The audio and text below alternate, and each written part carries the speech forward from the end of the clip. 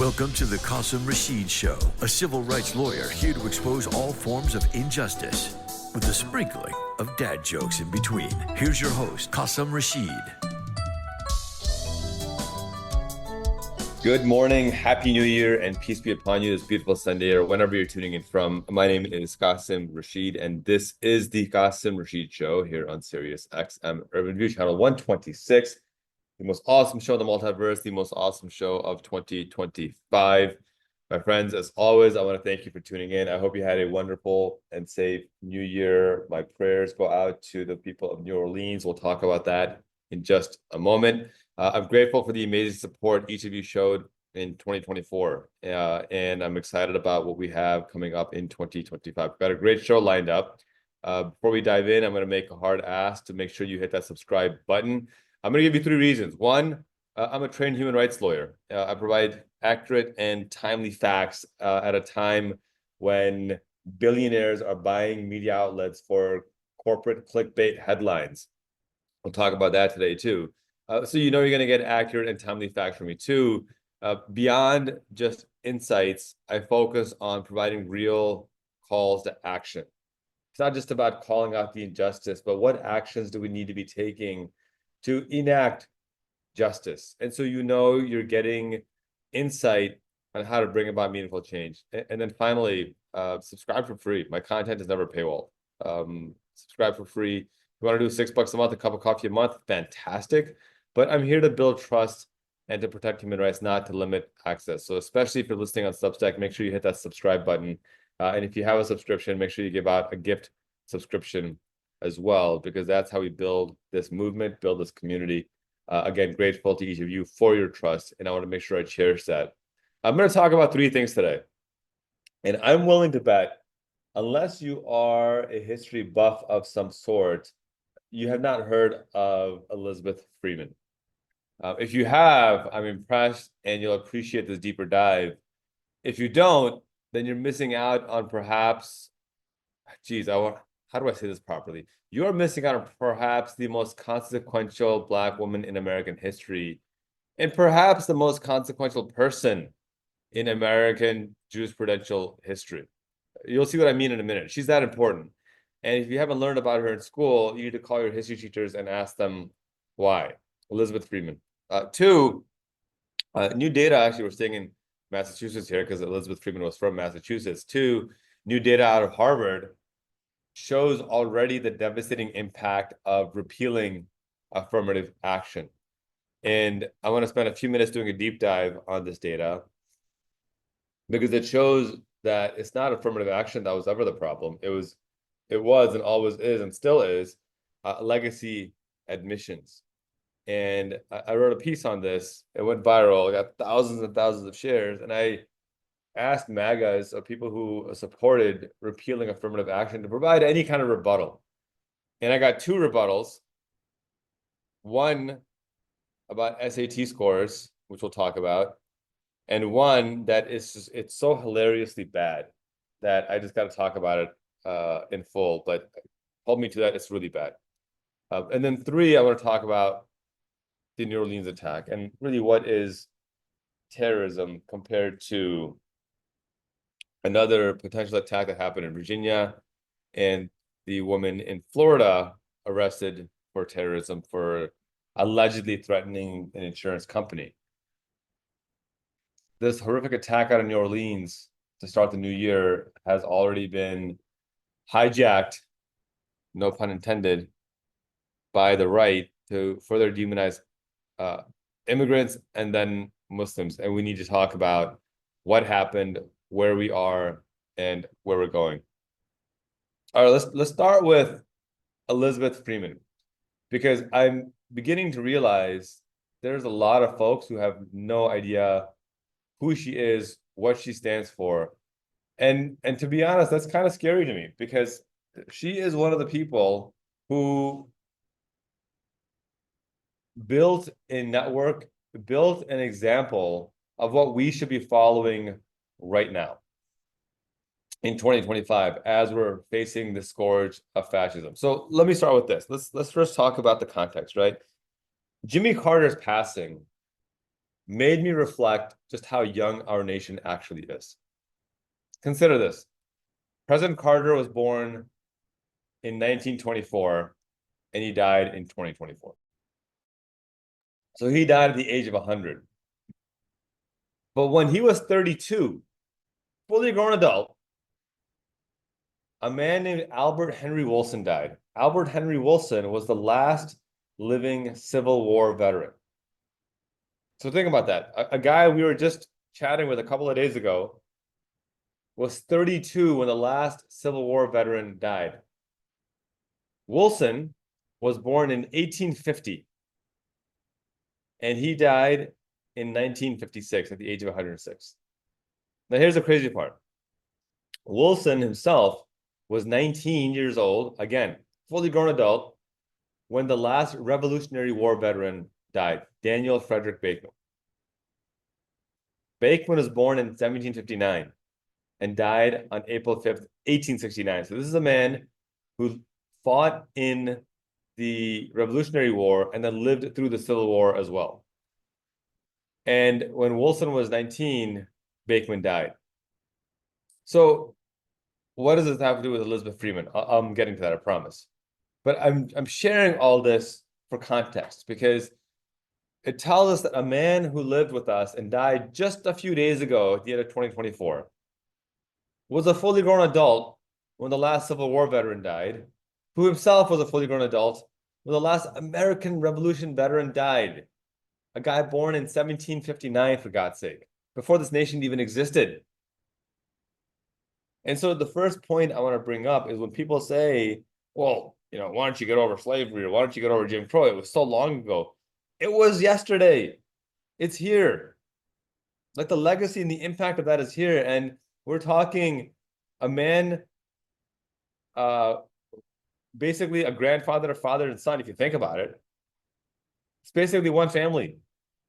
3 generations. That's how old this country is, or how young this country is.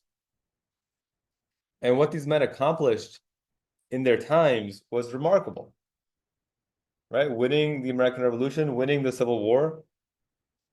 And Jimmy Carter, we talked about him earlier. We'll talk about him a bit more. But there's a fourth person we need to talk about, without whom perhaps these aforementioned men may not have achieved what they did. A Black woman named Elizabeth Freeman. A woman that unfortunately most people have never heard of, but that's why I'm talking about her today, because her example is the one that we need to embrace here in the new year. So even before Daniel Frederick Bateman, who was born in 1759, even before he was born, Elizabeth Freeman was born in 1744. She was born as an enslaved person, which is what you would expect to be enforced or imposed upon Black people back then. But she died a free woman in 1829, well before the Civil War. So the question is, how did a person born enslaved, how did that person get their freedom in antebellum America? Now, to make things even more difficult for her, her enslaver did not teach her how to read or write. So she didn't know how to read or write. She didn't understand what the laws were, what they were not. But then something interesting happened. Some theorize that maybe she heard it in a town square, or maybe she heard her enslavers talking, but not quite sure how. But she discovered in 1780, so she must have been what, 36 years old at this point. She discovered that the state of Massachusetts, where she resided, that the state of Massachusetts has ratified a new constitution. And in this new constitution, it was explicitly clear that all people are created equal.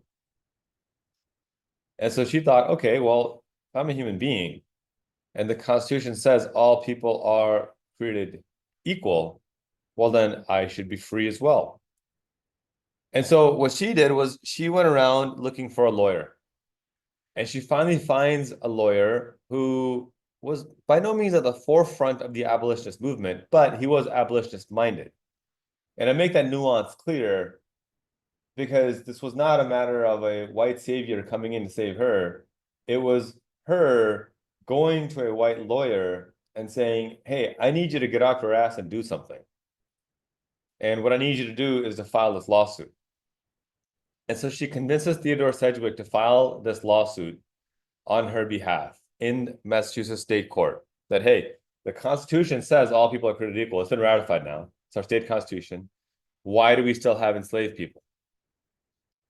Well, case went to trial, and an all-white jury convened by the Massachusetts State Supreme Court agreed and said that, yeah, she should be free. And so Elizabeth Freeman, whose original name was Mumbet, but changed it to Freeman for obvious reasons, became the first person in US history to win her freedom through the legal process. She would later declare about her life, anytime, I'm quoting her, anytime while I was a slave, if 1 minute's freedom had been offered to me, and I had been told I must die at the end of that minute, I would have taken it. Just to stand 1 minute on God's earth, a free woman, I would, end quote. I'm going to read that again because it's such a powerful quote that speaks to the need of being relentless in our commitment to justice, being relentless in our calls for freedom, and this idea that none of us are free until all of us are free. She said, anytime while I was a slave, if 1 minute's freedom had been offered to me, and I had been told I must die at the end of that minute, I would have taken it. Just to stand 1 minute on God's earth, a free woman, I would.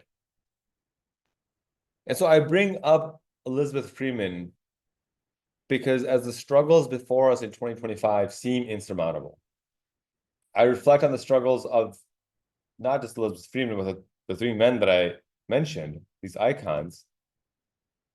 Elizabeth Freeman demanding and winning freedom against insurmountable odds when no one had walked that path before. Ever. Being unable to read and write, having no real money.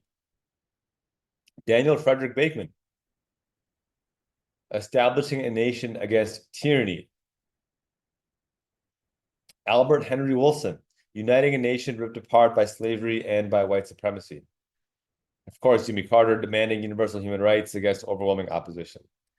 And while none of these people were perfect, although there's a strong case to be made for Elizabeth Freeman, they each played a critical role in forming this more perfect union that we are called to form. So as I reflect on this history, I think about the fact that as a nation, we have been here before. And yet that never stopped those committed to justice from relentlessly demanding and achieving justice. So I believe we can and we will overcome the struggles that await us in 2025, provided our North Star remains justice and we remain united in our efforts. This will not be easy because the struggles before us are daunting. They seem endless. Working families struggling to put food on the table. 1 in 6 Americans are food insecure. Immigrants and refugees struggling for basic recognition and basic rights. Working people struggling for basic healthcare access. You know, since the United Health CEO was killed, insurance companies who've denied claims, more than 5,000 Americans have died since then. 5,000. This is a real life atrocity happening before us right now. It's according to the Lancet, by the way. Black, Indigenous, and people of color in general standing against systemic racism, another struggle we face today. Last year, we witnessed an 18% increase in the homelessness population. And this is just domestic. Globally, we see Palestinians suffer genocide, Ukrainians fight off invasion, the Congolese battle human trafficking, Afghanistan suffer violent patriarchy, the Sudanese fighting societal collapse, the Syrians building a new society, and the list goes on.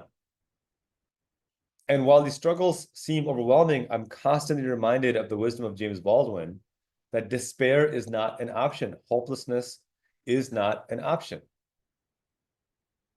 And so before we go to break, I just want to go over 4 quick action items that you must be taking in January. 1, get involved with your local city council, your local school board, your local county board. Attend their meetings. You Google your friend, find out when those meetings are, attend the meetings, speak at the meetings. I promise you the first time it's going to feel a little bit scary getting in front of all these folks, but speak, let your voice be heard, understand the local issues, and where you see an injustice, call it out. Number 2, get behind candidates committed to justice, candidates that reject corporate money, super PAC money, who have a track record of condemning horrors like genocide. Donate to their campaigns if you can, and if you can't, volunteer for their election and re-election. Share their content on social media. That's free. And 3, run for office. If you can't find the right candidate who is committed to justice, be the candidate committed to justice and lead by example. I'm talking to young people. I'm talking to women. I'm talking to underrepresented communities. All of your voices are needed. Run. And then 4, stay active, stay informed on the critical issues that impact us locally, nationally, and internationally. And that's where I hope you also invest in me. This is my struggle. This podcast, my Substack, are my struggles to elevate these marginalized voices, to bring attention and insight to neglected issues, to demand accountability of those in power. Subscribe because being informed matters. And the better informed we are on the injustices that we face, the better actions we can take to counter those injustices. Elizabeth Freeman became informed that Article 1 of the newly ratified Massachusetts Constitution declared all men are born free and equal. And she used that as the foundation of her lawsuit, and in doing so made history. Being informed matters.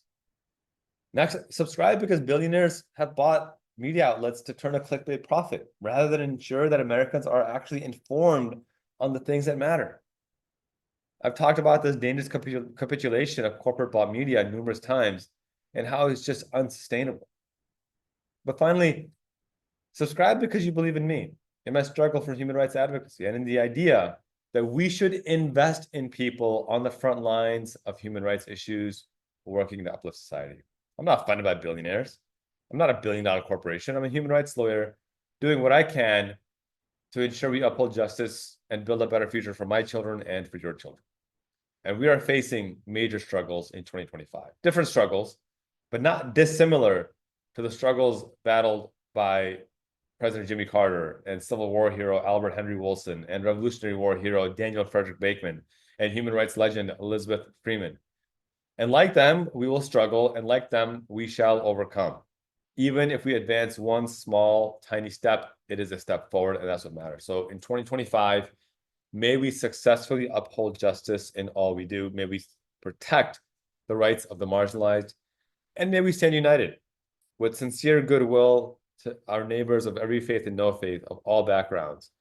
That's how we're going to form a more perfect union, by working together. I am beyond grateful for the incredible love, prayers, and support and trust that each of you have provided me, and I hope to continue to earn that trust and support either by listening to the show, by subscribing, and being actively engaged on the action items that I talk about. All right, when we come back from break, I want to do a deep dive into what happened in New Orleans and how we need to respond to that. And I also want to cover the new data out of Harvard that's showing the devastating racist impact of the repeal of affirmative action. Make sure you hit that subscribe button. You're listening to the Qasim Rashid Show here on Sirius XM Urban View Channel 126, the most awesome show in the multiverse. We'll be right back after this break.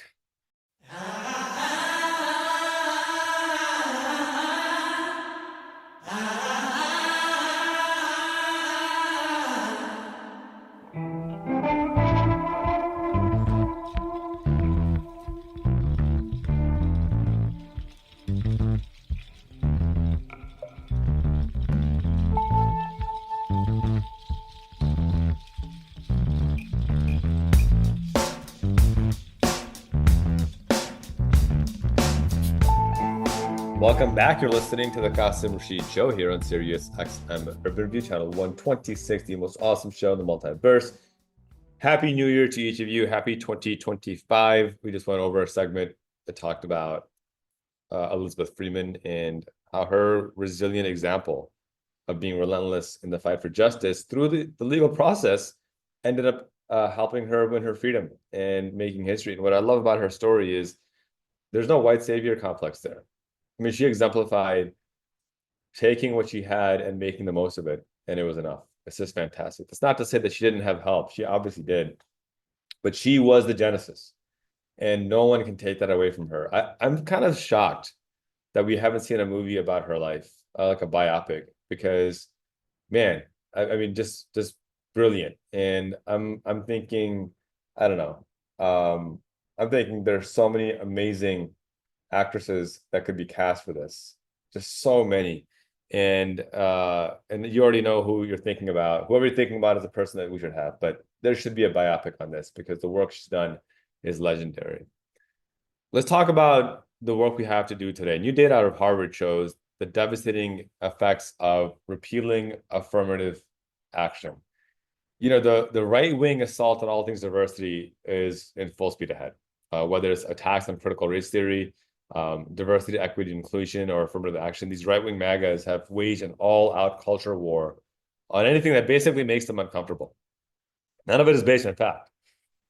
More than 35 states have attempted to ban or successfully banned critical race theory. Even though it's not taught in schools, they've just banned this boogeyman. More than 30 states are trying to do the same with banning diversity, equity, and inclusion.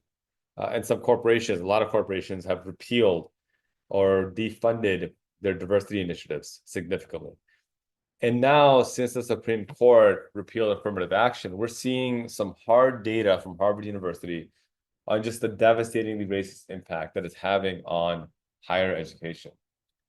A new report shows that Harvard Law Black enrollment dropped by more than 50% since the Supreme Court banned affirmative action last year. Well, I guess now technically a year and a half ago, because it's 2023. Just 19 first-year Black law students at Harvard this fall, the lowest number since the 1960s. That's since Jim Crow America. So they've successfully returned Harvard to Jim Crow America.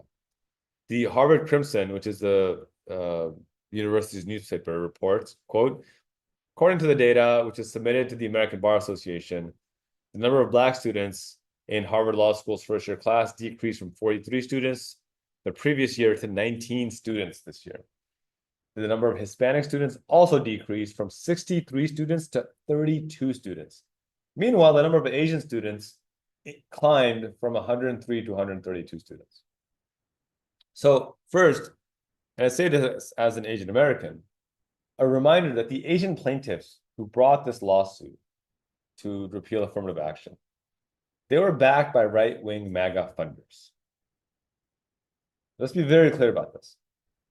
These Asians allowed themselves to be commandeered by white supremacy. They became a tool of white supremacy. And so I don't ever want to hear somebody say, well, I can't be racist. I'm not white. You don't need to be a tool of white supremacy, to be a vehicle of white supremacy, which is exactly what these Asian plaintiffs became. They allowed themselves to be, what's the right word for this? Prostituted out for white supremacy. They were backed by right-wing MAGA funders, pushed to repeal affirmative action, meritlessly arguing that affirmative action was hurting Asian admission. This is, one, simply not true. Study after study shows that Asian Americans also benefited from affirmative action. But of course, white supremacists can't say that affirmative action harmed them because they didn't. And so they had to commandeer Asians to be tools of white supremacy. And I just want to be very clear to anyone who's got melanated skin out there, understand very closely, you do not have the complexion for protection. Okay, you don't. You do not have the complexion for protection. And proximity to white supremacy is not protection from white supremacy. You need to understand this. So consider that the 29 student increase among Asian Americans admitted corresponded with a combined 53 student decrease among Black and Hispanic students. In other words, a net decrease of 24 non-white students and a roughly net increase of 24 white students. Right? These Jim Crow era racists got what they wanted. Fewer people of color in higher education, more white students in higher education.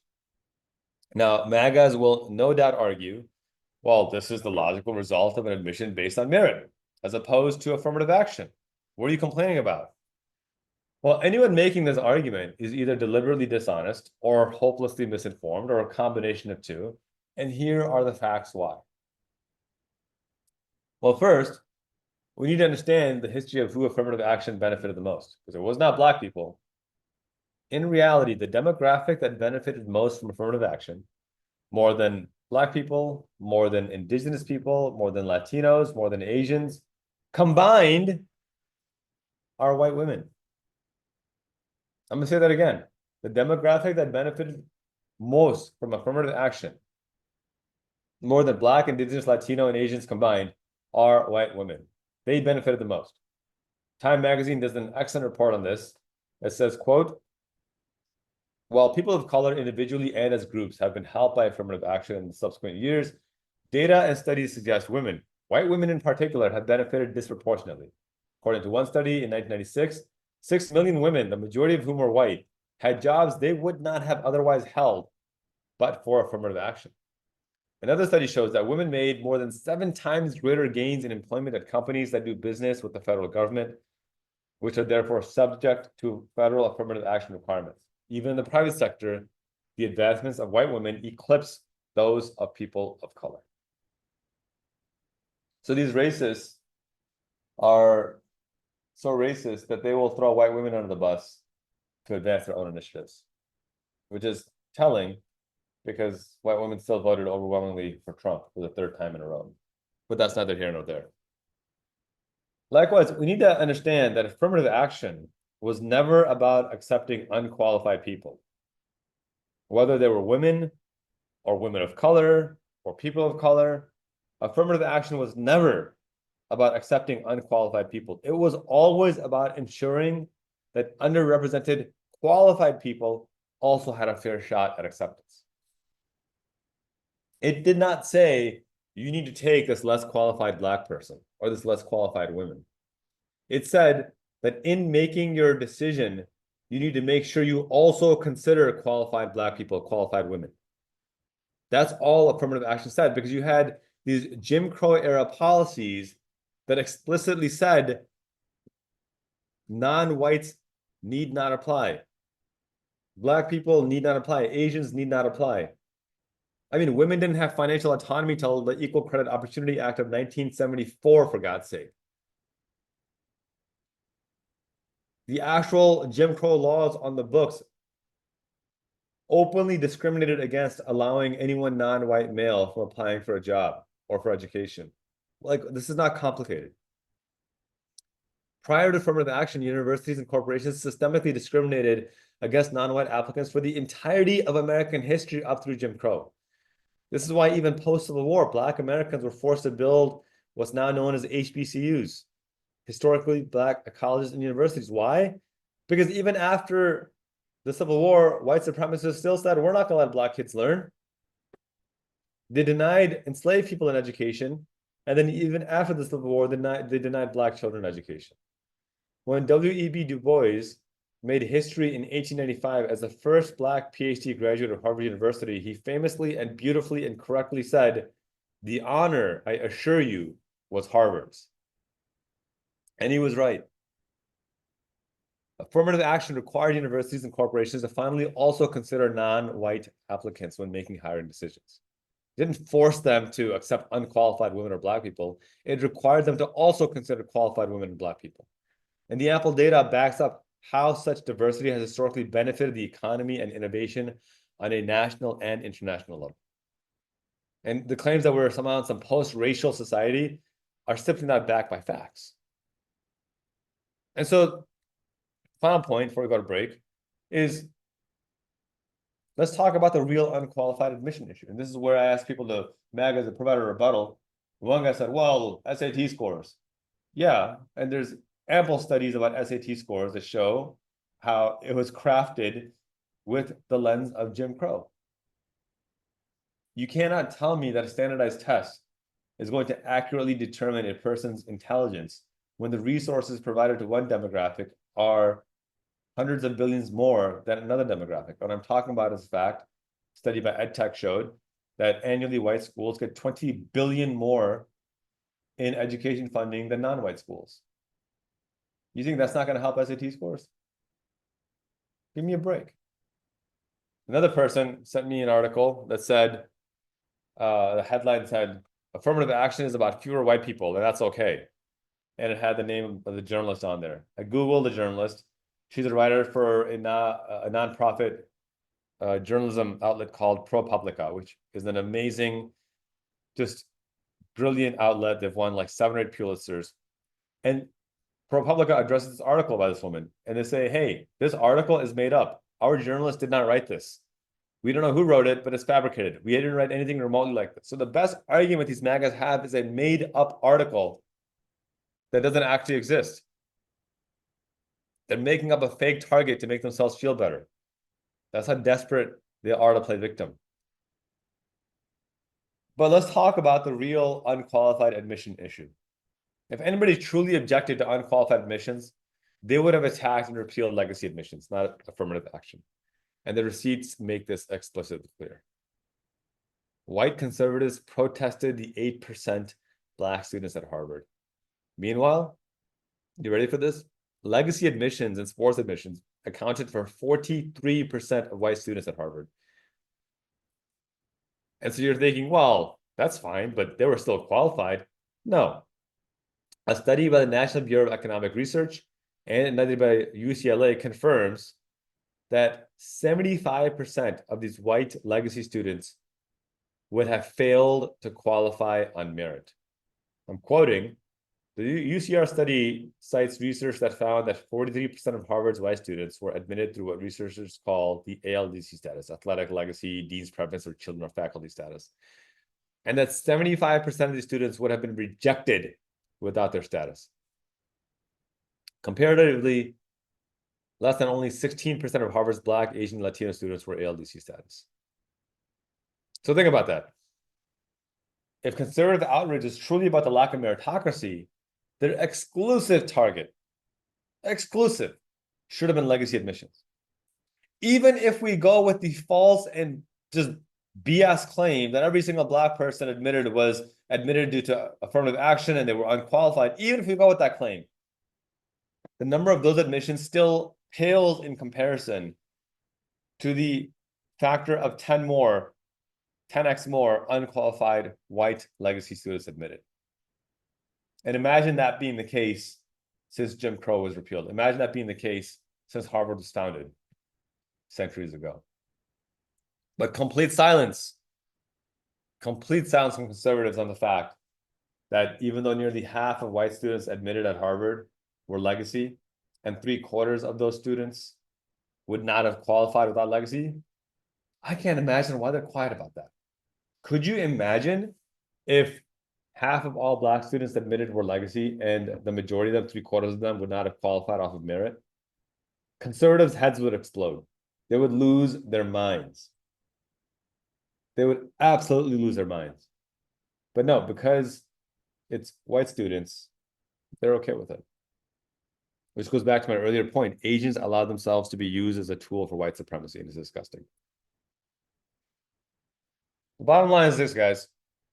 The repeal of affirmative action is just another step by these right-wing conservatives to revive white supremacy. And this latest admissions data from Harvard Law further backs this up. Indeed, these facts do not lie. The movement to repeal affirmative action or ban DEI or demonize CRT, it was never about merit. It was never about applicant qualifications. It was always about reviving Jim Crow white supremacy. And the scariest part is that so far it is working. Black enrollment at Harvard Law is back to where it was at the end of Jim Crow, and it's going to get worse. This is one more reason we must continue to stay informed and active and organized so people across racial and economic backgrounds are united in rejecting this extremism and demanding meaningful justice and protecting our rights against this onslaught of injustice. This is why I ask you to subscribe and stay engaged every step of the way, because that's the only way we're getting through this, by working together and by being engaged. All right, you're listening to the Qasim Rashid Show here on Sirius XM Urban View, channel 126. When we come back, I want to talk about the New Orleans attack. I want to talk about what terrorism means anyway at this point. And if you haven't heard, obviously, more than 10 people killed in a horrific attack in New Orleans when a man drove his truck through New Year's celebrations. Truly a horrific and tragic incident. My deepest and most heartfelt prayers go out to the loved ones who lost somebody precious that night. What a horrible way to end the year and to start a new year. We'll talk about that. You're listening to the Qasim Rashid Show here on Sirius XM Urban View Channel 126, the most awesome show in the multiverse. If you're listening on Substack, make sure you hit that subscribe button. We'll be right back after this break.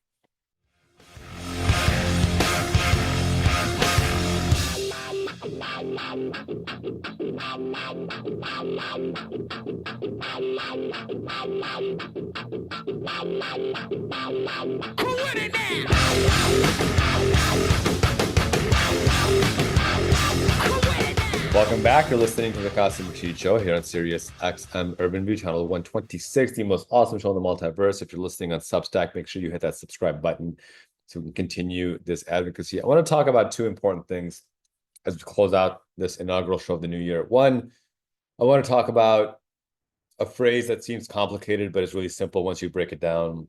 This idea of crime being a social construct.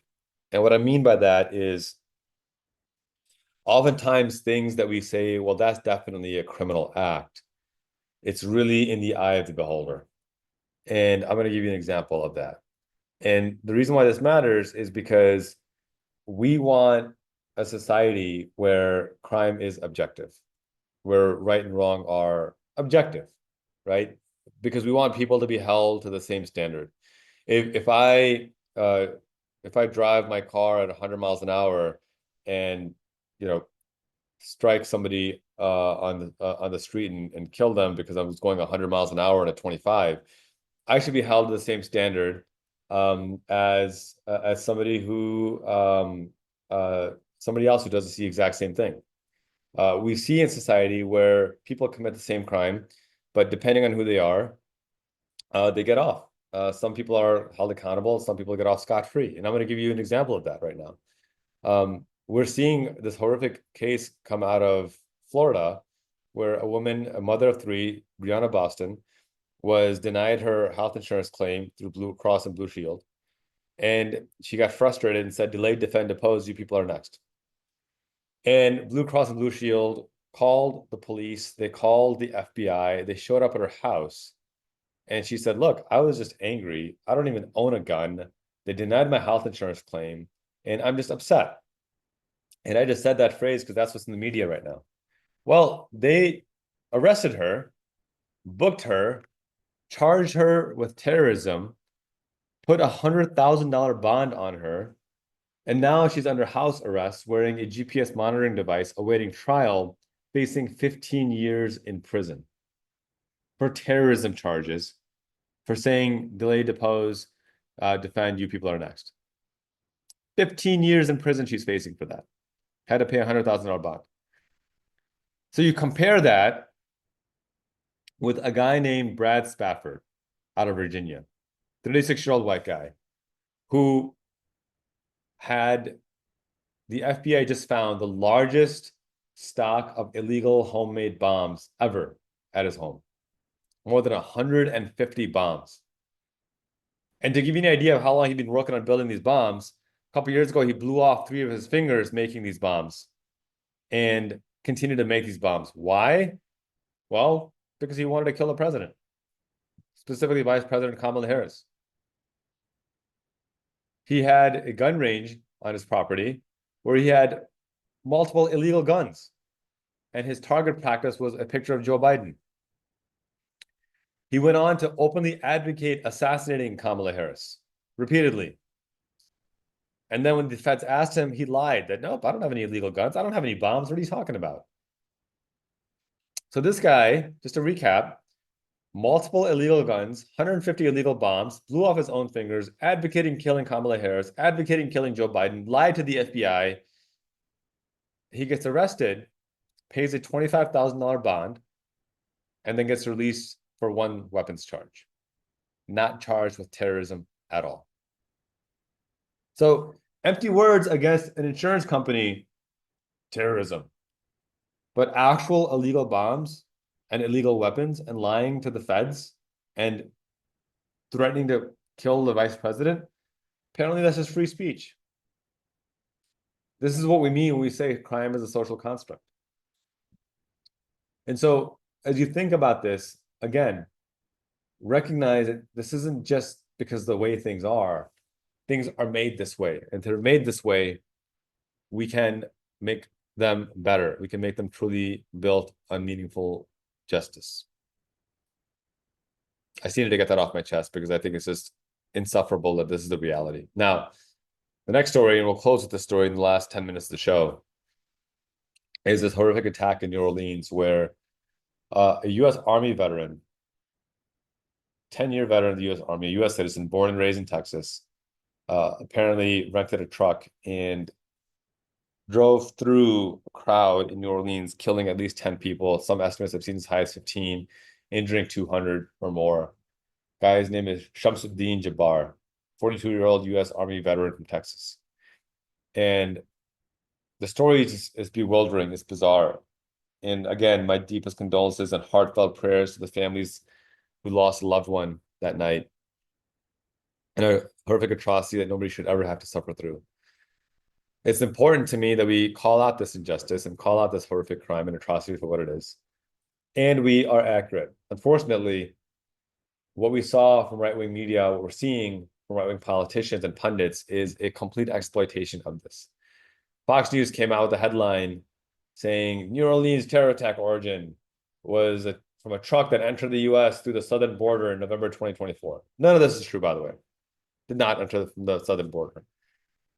And this set off a firestorm of right-wing propaganda. Donald Trump led the way by saying that when criminals are coming in for far worse than the criminals we have in our country, that statement was constantly refuted by Democrats and the fake news media, but it turned out to be true.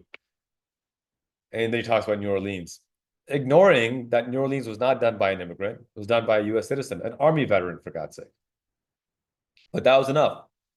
Right-wing pundits, guy named DC Drano, far right-wing nut job, tweets out, Biden and Kamala kept our border open for 4 years. Not true. Crossings are lower now. Undocumented crossings are lower now than they were when Trump was in office. And then he adds, a terrorist has now come across and killed innocent Americans in New Orleans. This blood is on Joe and Kamala's hands. Again, completely false, complete fabrication. But the right wing ran with it.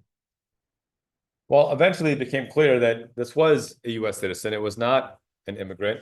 And so then the shift went from demonizing immigrants to demonizing Americans who are Muslim. Right-wing firebrand and known racist Tommy Lahren goes, you know, if you're in our streets waving Palestinian or ISIS flags and chanting an intifada revolution, you should probably be on a watch list and are deported immediately. Just a thought. I mean, to compare a Palestinian flag to an ISIS flag is just the height of racism and xenophobia and bigotry, but that's what you would expect from Lahren. Senator Rainey Fine calls it the Muslim problem. Muslim terror has again attacked the United States. Again, the blood is on the hands of those who refuse to acknowledge the worldwide Muslim problem, hashtag. It's high time to deal with this fundamentally broken and dangerous culture. Again, just overt, racist, bigoted nonsense. Need I remind you that every law enforcement agency in the country agrees that white supremacy terrorism is the single greatest terror threat, and that there's not even a close second place in the United States. But you never hear these folks talk about that because, of course, they're complicit. Known racist Stephen Miller tweets out Islamist terrorism is an import. It is not homegrown. It did not exist here before the migration brought it here. Again, this guy's not an immigrant, the U.S. citizen. And then, kind of to like top it all off, legacy media did what legacy media does best. They whitewashed Trump's lies and they piled on to try to blame Muslims. New York Times headline reads, quote, Trump falsely suggested New Orleans suspect was an immigrant, end quote. There was no suggestion here. He said it.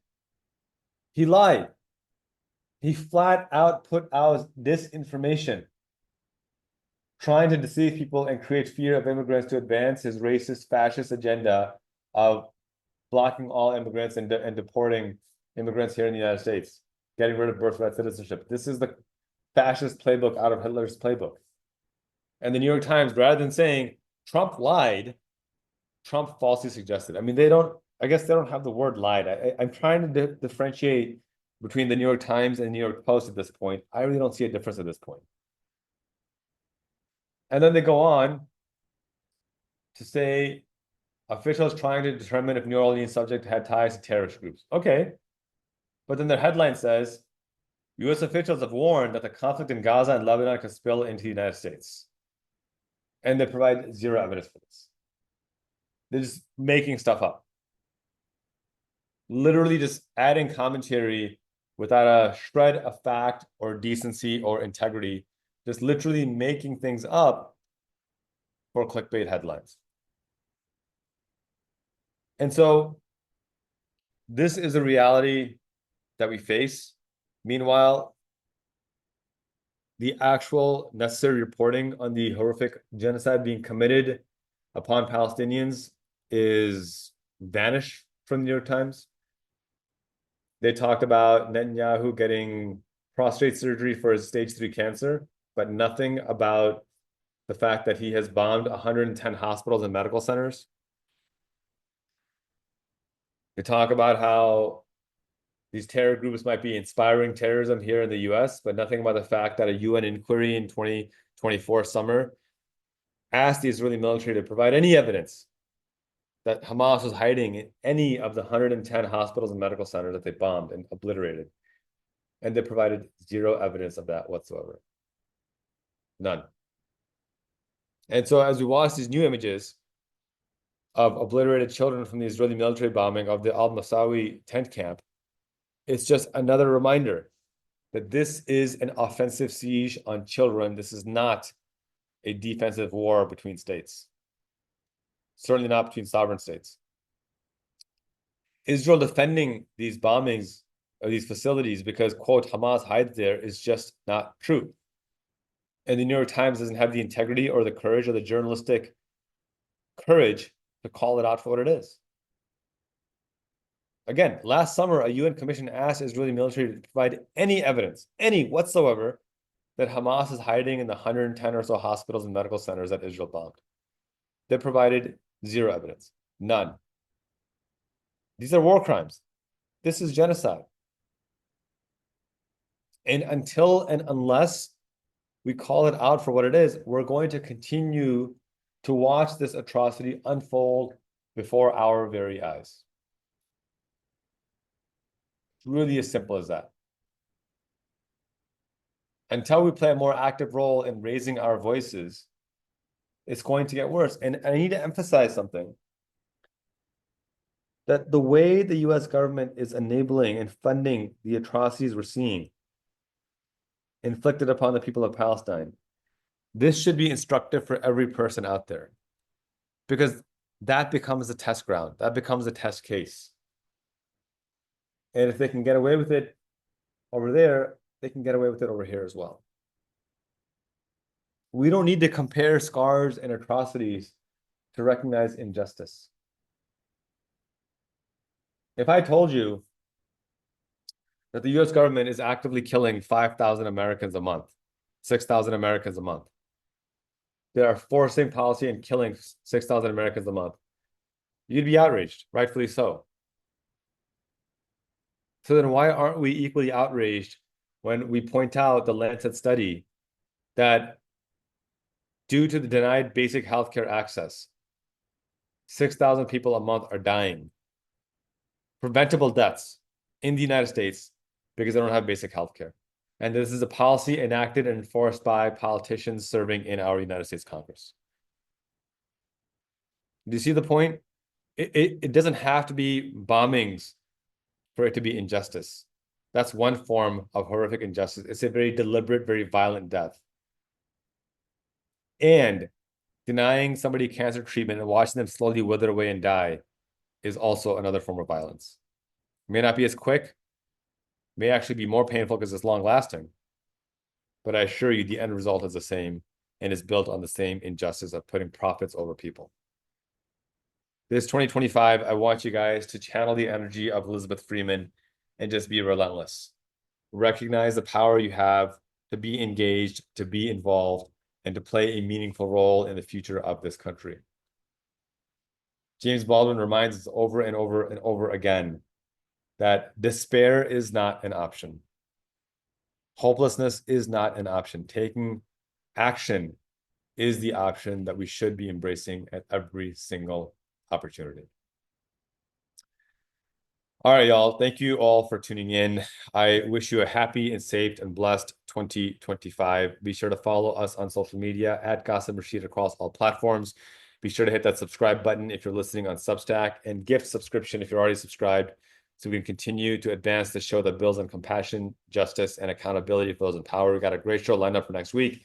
Be sure to tune in, same time, same place at 10 a.m. Sunday Eastern to listen live. Or listen wherever you listen to podcasts across the podcast universe. My friends, be fierce, lead with compassion and justice, and continue speaking truth to power. Till next week, peace.